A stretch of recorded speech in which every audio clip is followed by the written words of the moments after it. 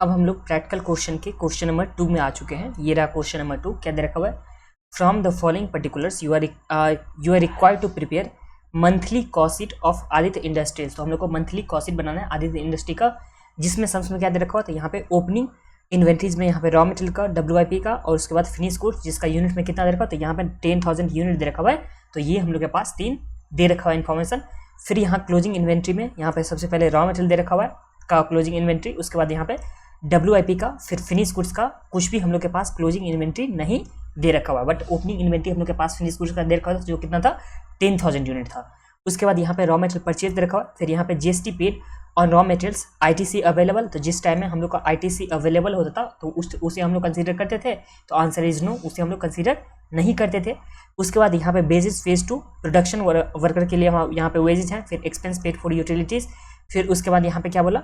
Office and administrative expense paid, उसके बाद travelling allowance paid to office staff, तो यहाँ पे उसके बाद यहाँ पे सेलिंग एक्सपेंस है, और यहाँ पे मशीन आवर वर्क दे रखा हुआ जो 21,600 आवर्स का, और यहाँ पे मशीन आवर रेट दे रखा हुआ 8 पर आवर। फिर यूनिट सेल सोल्ड में कितना दे रखा है? तो यहाँ पे 1,60,000 यूनिट सोल्ड है, एंड यूनिट प्रोड्यूस कितना हुआ था? तो यहाँ पे 194,000 यूनिट यहाँ प्रोड्यूस हुआ था। और यहाँ पे डिजायर प्रॉफिट है जो 15% ऑन सेल, यहाँ पे 15% ऑन क्या चीज़ पे दे रखा हुआ? सेल पे दे रखा हुआ है। इससे हम लोग को कॉस्ट शीट बनाना है, तो चलिए हम लोग कॉस्ट शीट बनाते हैं। आ जाइए कॉपी में। क्वेश्चन नंबर 2 में ये रहा हम लोग के पास क्वेश्चन नंबर 2, जो प्रैक्टिकल क्वेश्चन का पार्ट था। ये क्वेश्चन नंबर 2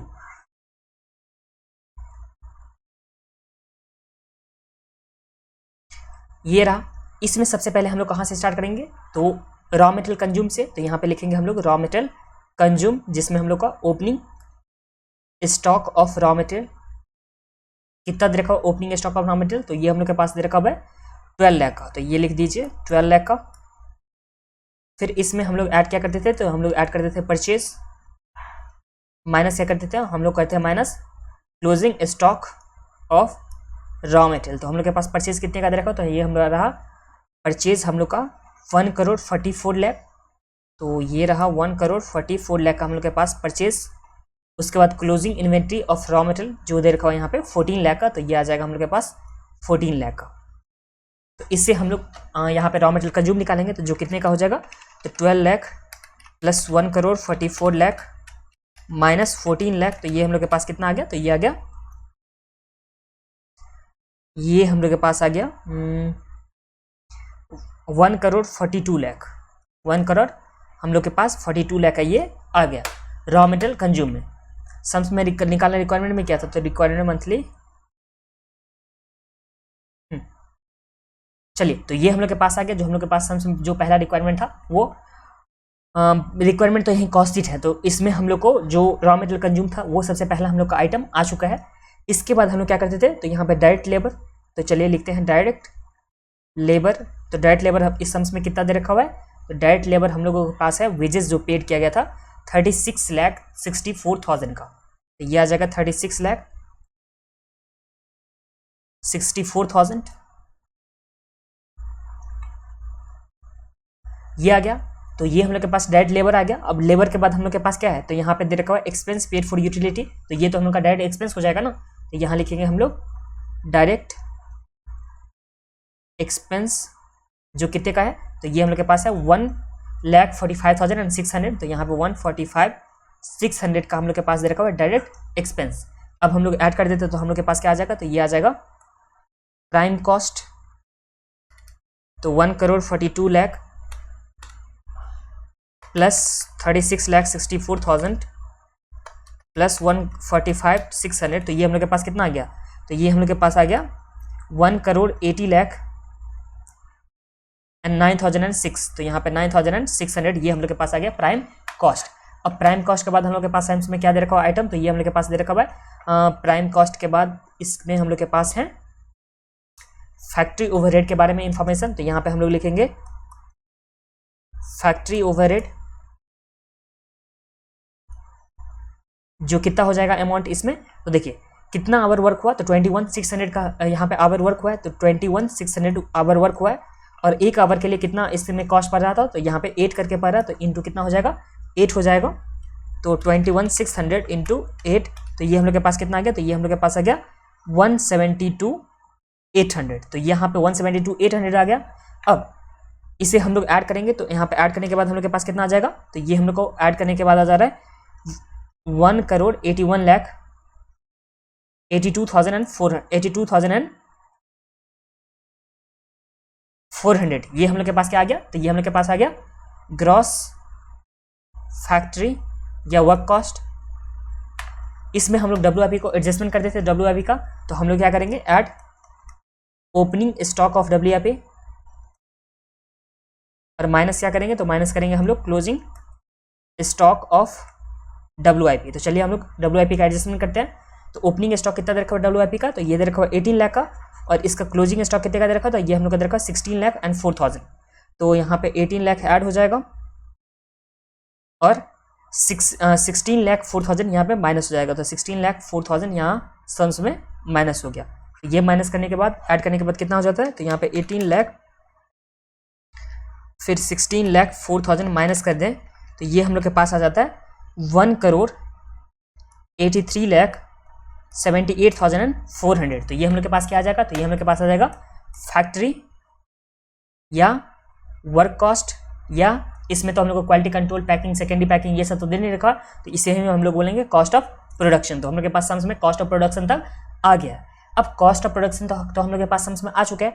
इसके बाद हम लोग क्या करते थे, एडजस्टमेंट। तो कॉस्ट ऑफ प्रोडक्शन के बाद हम लोग opening stock of finish goods add करते थे और closing stock of finish goods को माइनस करते थे। तो यहाँ पे चलिए ऐड करते हैं, तो ऐड करेंगे closing stock of finish goods, तो यहाँ पे ऐड करते थे हम लोग ओपनिंग स्टॉक को ना, और माइनस करेंगे closing stock of finish goods.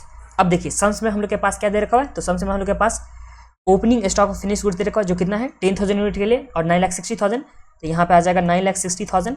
और क्लोजिंग स्टॉक तो सम्स में नहीं दे रखा है, तो ये हम लोग अभी निकालेंगे वर्किंग नोट से। तो यहाँ पे लिख देता हूँ वर्किंग नोट, तो वर्किंग नोट से हम लोग closing stock of finish goods निकाल लेंगे।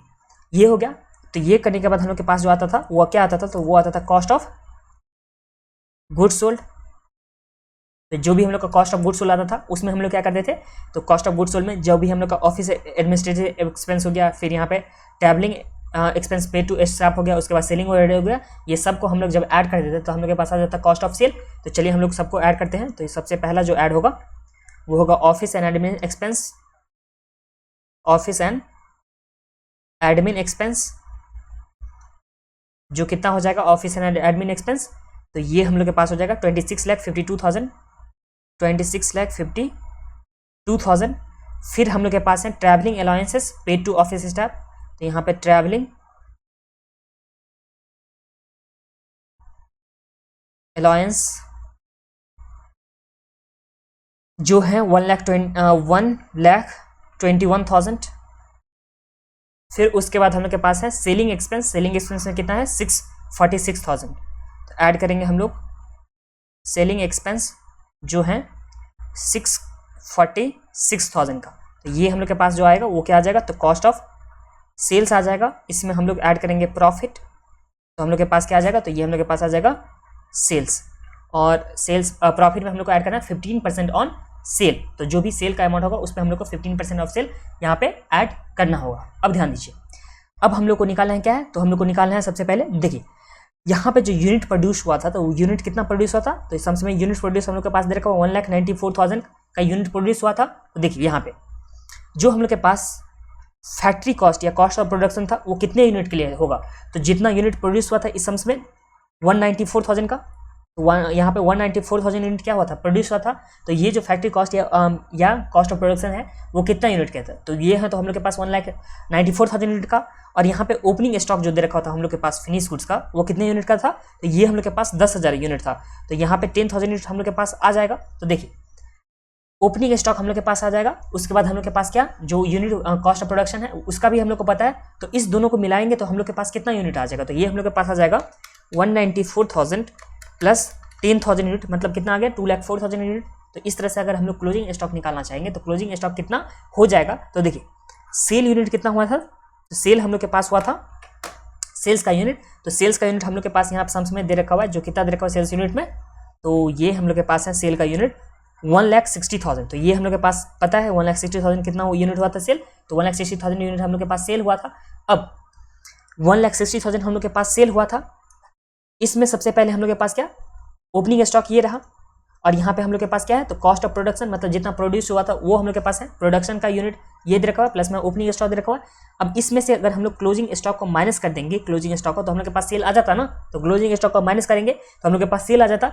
बट इस टाइम में हम लोग को क्या करना होगा, तो यहाँ पे 1,94,000 इसमें से प्लस करेंगे हम लोग कितना, 10,000, और ये जो सेल्स का यहाँ पे दे रखा हुआ, अगर इस साइड में हम लोग ले जाएंगे तो हम लोग के पास क्या जाएगा, माइनस में आ जाएगा सेल्स, तो माइनस करेंगे हम लोग 1,60,000, तो हम लोग के पास कितना आ जाएगा 44,000, और यही 44,000 हम लोग का क्या हो जाएगा, तो ये हम लोग के पास आ जाएगा 44,000 का closing stock of finish goods, ये आ जाएगा। अगर इसे अगर और भी सिंपली वे में दिखना चाहते हो तो यहाँ पे देखिए, सबसे पहले हम लोग लिखते थे ओपनिंग स्टॉक, इसमें हम लोग क्या लिखेंगे, प्रोडक्शन कितना हुआ, तो हम लोग का opening stock plus production minus हम लोग क्लोजिंग स्टॉक करेंगे, तो हम लोग के पास सेल्स कितना यूनिट हुआ वो हम लोग को पता चल जाएगा। देखिए हम लोग के पास पहले से कितना है, उसके बाद यहाँ पे प्रोड्यूस कितना हुआ, उसमें से हम लोग को क्लोजिंग स्टॉक कितना बचा हुआ है, तो हम लोग को पता चल जाएगा ना कि कितने का सेल्स हुआ। तो हम लोग के पास ओपनिंग स्टॉक दे रखा हुआ है कितने का, तो ओपनिंग स्टॉक हम लोग के पास 10,000 का, प्रोडक्शन कितना हुआ, तो प्रोडक्शन 1,94,000 हुआ, और क्लोजिंग स्टॉक हम लोग को निकालना है, और यहाँ पे सेल्स का यूनिट हम लोग के पास दे रखा था 1,60,000। तो इस तरह से हम लोग क्या निकाल सकते हैं, क्लोजिंग स्टॉक कितना होगा, तो इसके लिए इस दोनों को ऐड करेंगे तो हम लोग के पास कितना आ गया था, तो ये दोनों को ऐड करने के बाद 10,000 प्लस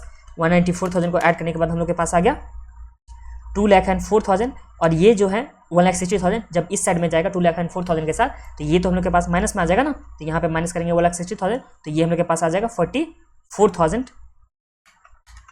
तो यही 44,000 हम लोग के पास क्या आ जाएगा, तो यही हम लोग के पास 44,000 आ जाएगा closing stock of finish goods. तो यहाँ तक तो आप लोगों को कोई भी प्रॉब्लम नहीं होगा कि कितना यूनिट हो जाएगा closing stock of finish goods में। अब यहाँ देखिए, यहाँ ध्यान दीजिए,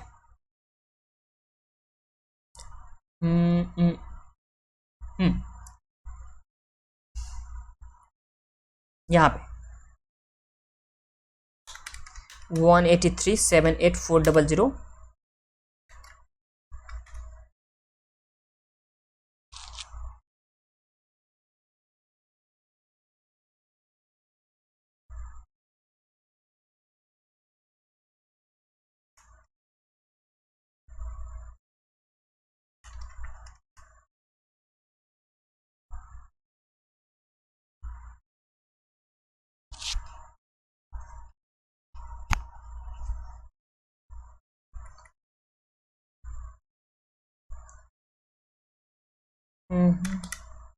183,78400।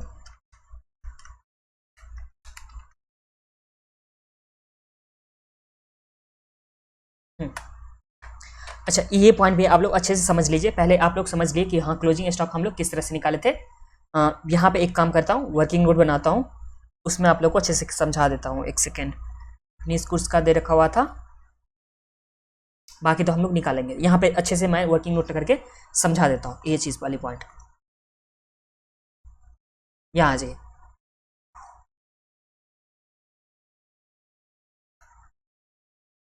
देखिए सबसे पहले देखिए हम लोग के पास ओपनिंग स्टॉक था,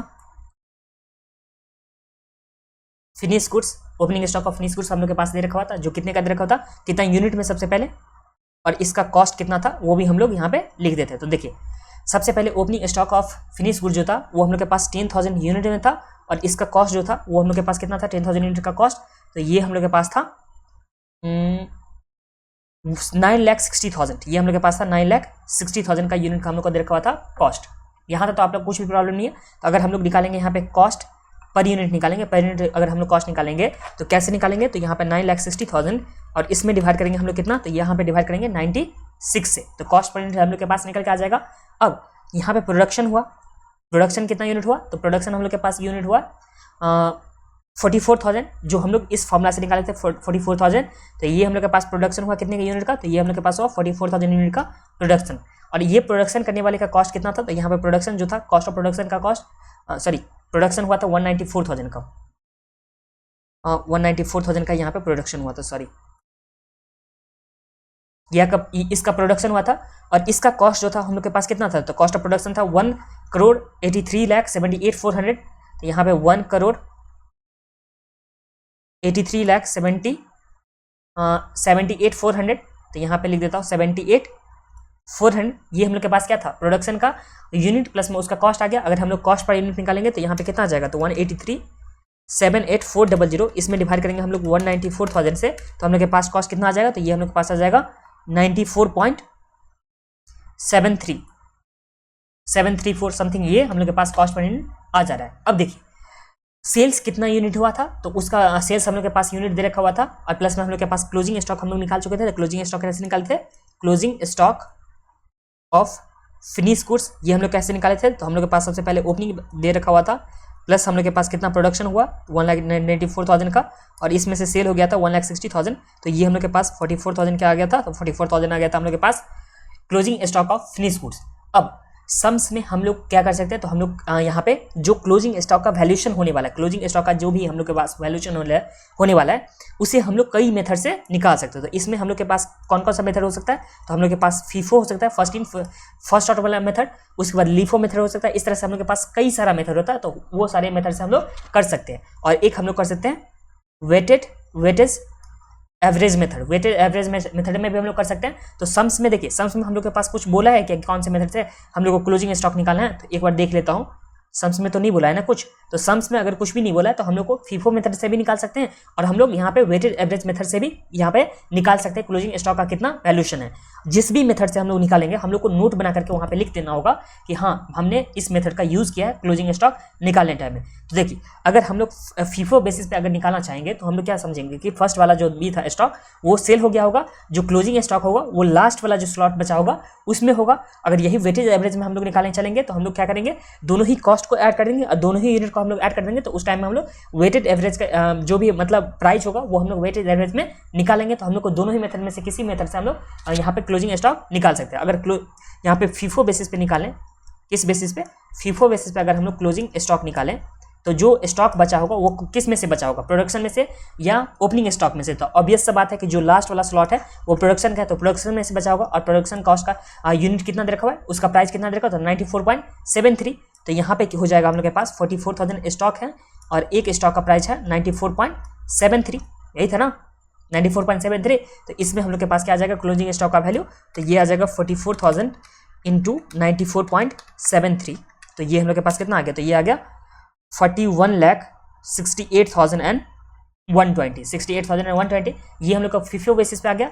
अगर यही वेटेड एवरेज के बेसिस पे हम लोग निकालेंगे, वेटेज एवरेज के बेसिस पे अगर हम लोग निकालेंगे क्लोजिंग स्टॉक, तो हम लोग कैसे निकालेंगे, तो क्लोजिंग स्टॉक निकालेंगे सबसे पहले हम लोग को निकालना है 44,000 का, तो 44,000 का हम लोग यहाँ पे लिखने वाले हैं न्यूमरेटर में, और डिनोमिनेटर में कितना लिखेंगे, तो हम लोग के पास प्रोडक्शन का जो भी है प्लस में हम लोग के पास जो भी ओपनिंग स्टॉक था वो दोनों लिखेंगे। तो प्रोडक्शन का हम लोग का था 194,000 का, प्लस जो हम लोग के पास दे रखा होता ओपनिंग स्टॉक को कितना दे रखा होता, तो ये हम लोग के पास दे रखा होता 10,000 का, और इसके बाद इसमें हम लोग इसके कॉस्ट से मल्टीप्लाई करेंगे, तो कॉस्ट हम लोग के पास कितना है, तो 9,60,000, ये हम लोग के पास आ जाएगा 9,60,000, और इसमें जो कॉस्ट होगा दूसरे वाले का वो आ जाएगा 1,83,000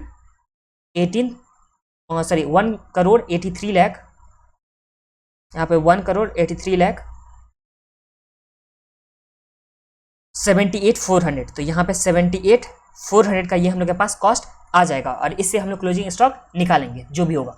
तो जो भी मेथड से आप लोग को बनाना होगा एग्जाम में आप लोग को लिख के आ जाना होगा नोट में कि हाँ हमने फीफो मेथड एज्यूम किया है या हम लोग ने वेटेड एवरेज मेथड एज्यूम करके रखा है।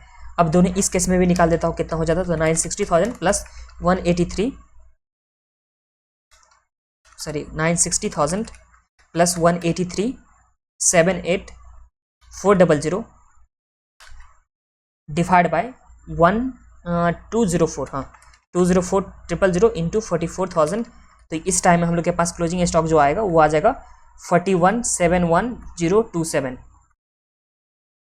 मतलब 41,71,027 इस टाइम में हम लोग का क्लोजिंग स्टॉक आ जाएगा वेटेज एवरेज से। उस तरह से तो जो भी मेथड आप लोग को लिखना होगा एग्जाम में उस तरह से आप लोग कर लीजिएगा। मैं अभी फीफो मेथड पे कर देता हूँ, यहाँ पे फीफो बेसिस पे, और फीफो बेसिस पे कितना दे रखा होता है इसका स्टॉक हम लोग निकाले थे, तो 41,68,120 था, ये 41,68,120 41,68,120 हम लोग के पास क्या आ गया था, क्लोजिंग स्टॉक आ गया था।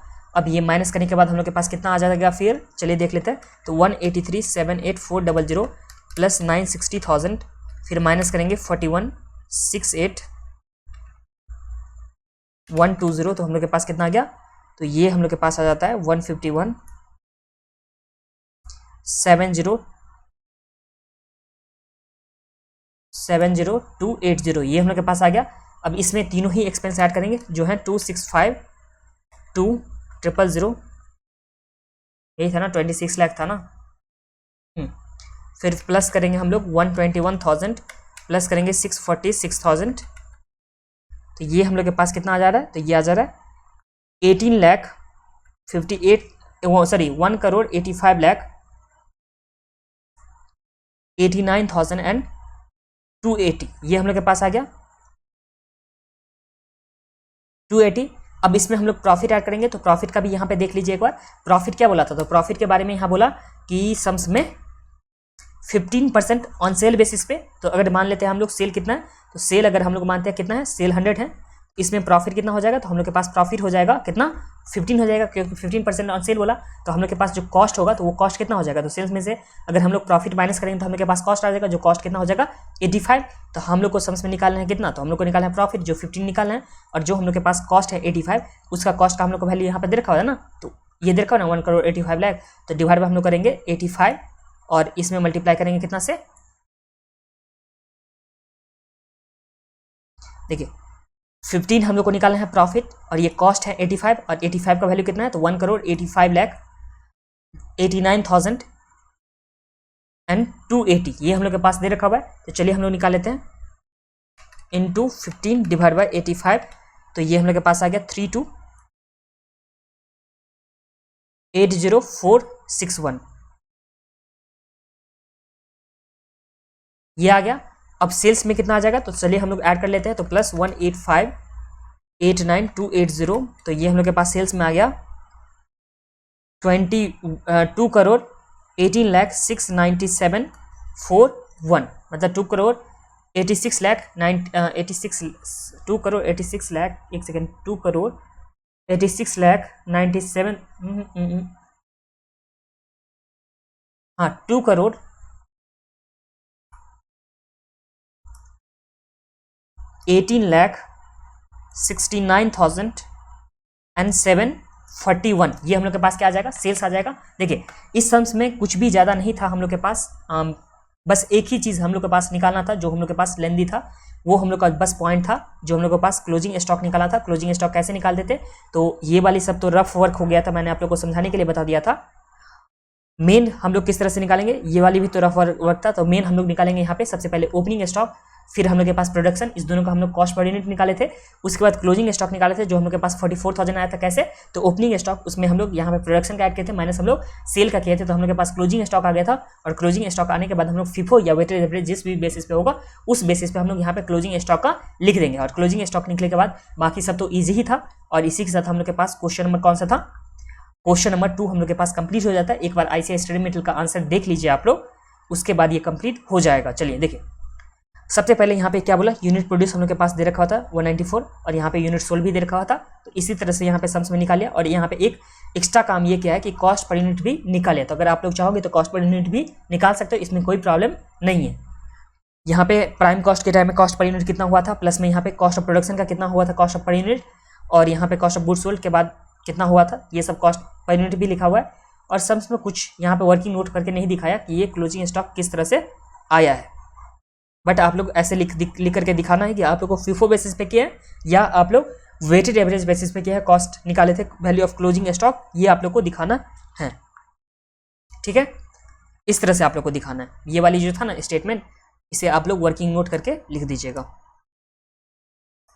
और जो भी मेथड आप लोग एज्यूम करोगे उसका नोट देखोगे कि note we have assume FIFO basis for calculation of closing stock. और इसी के साथ हम लोग के पास क्वेश्चन नंबर 2 जो है वो कंप्लीट हो जाता है।